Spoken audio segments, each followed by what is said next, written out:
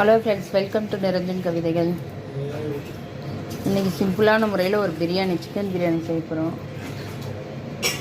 Already எண்ணெய் ஊற்றி நெய் கொஞ்சம் ஊற்றி வச்சுருக்கேன். சூடாயிடுச்சு. சூடான பிறகு வந்து 4 ஏலக்காய், கொஞ்சம் சோம்பு, ஒரு கல்பாசி எல்லாம் போட்டு தாளிச்சிருக்கேன். இந்த டைமில் வந்து பச்சை மிளகாய், 1/2 கிலோ பிரியாணி செய்ய போகிறேன். 1/2 கிலோ சிக்கன் எடுத்துட்டு இப்போ இதுக்கு ஒரு 100 கிராம் வெங்காயம் போடுறேன். பாருங்கள், வெங்காயம் போட்டாச்சு.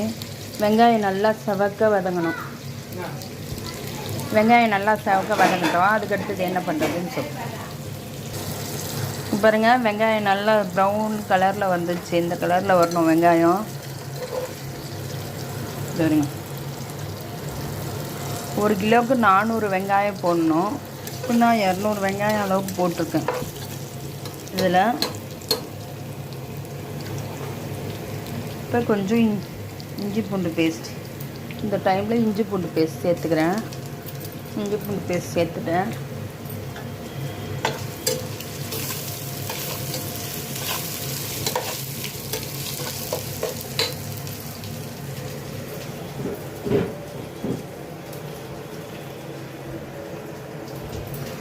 தக்காளி சேர்க்குறேன்.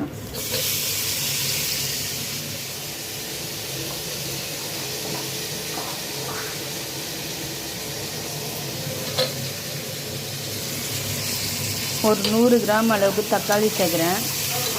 இப்போ தண்ணி கொதிச்சிருச்சு. ஒரு 10 நிமிஷம் ஊற வச்சு வச்சுருக்கேன் பாஸ்மதி அரிசி.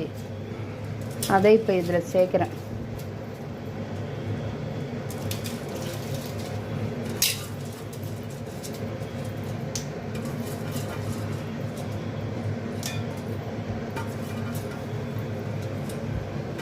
நாலு டம்ளர் தண்ணி அரிசி, 8 டம்ளர் தண்ணி வச்சுருக்கேன் பாஸ்மதி அரிசி. பிரியாணி அரிசி நல்லா மேலே வந்துருச்சு வெந்து. இந்த டைமில் வந்து டம் போட்டுடலாம். நம்ம இந்த டைமில் டம் போட்டால் கரெக்டாக இருக்கும். அரிசி மேலே வர ஸ்டேஜுக்கு பாருங்கள். நான் எதுவுமே இது ஆர்டிஃபிஷியல் கலர் எதுவும் சேர்க்கல. பாருங்கள், சிக்கன் பிரியாணி சூப்பராக ரெடி ஆகிடுச்சு. சிக்கனும் சூப்பராக வெந்து வந்துடுச்சு. நம்ம தயிரில் மேரினேட் பண்ணி வைக்கிறப்ப சிக்கன் சூப்பராக வெந்துடும். சூப்பரான நம்மளோட சிக்கன் பிரியாணி சிம்பிளாக ரெடி ஆகிடுச்சு.